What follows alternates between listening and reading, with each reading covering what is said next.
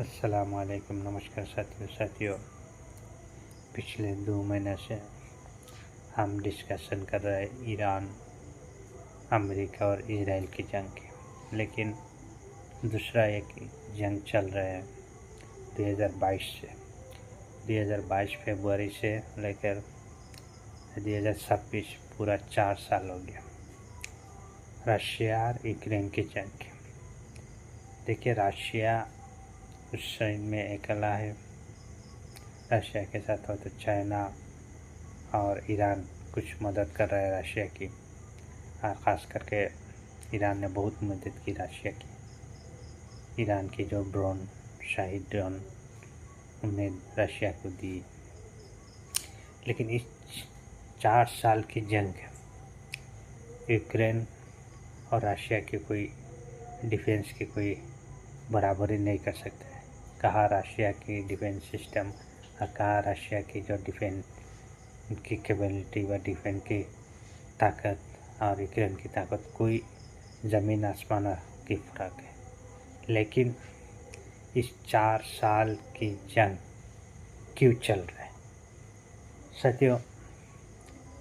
Ukraine के साथ पूरा अमेरिका, पूरा यूरोप, दूसरी तमाम कंट्री, पश्चिमी कंट्री यूक्रेन को सपोर्ट कर रहे हैं। और रशिया अकेला यूक्रेन के साथ लड़ रहा है, और कुछ ईरान, चाइना, कुछ नॉर्थ कोरिया, कुछ 2-3 देश रशिया की सपोर्ट में चल रहे हैं।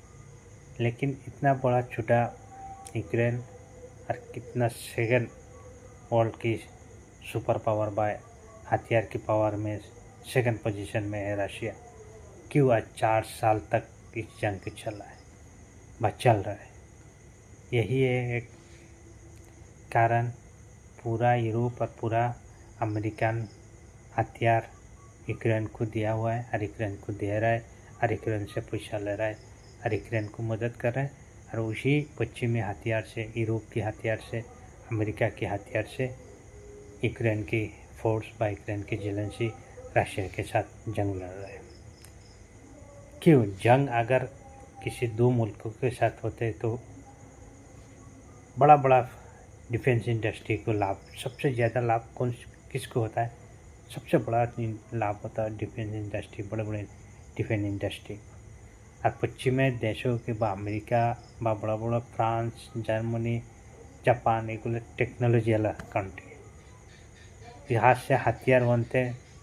उन कुछ लोगों के कुछ देशों के हथियार के बल पर उसका देश की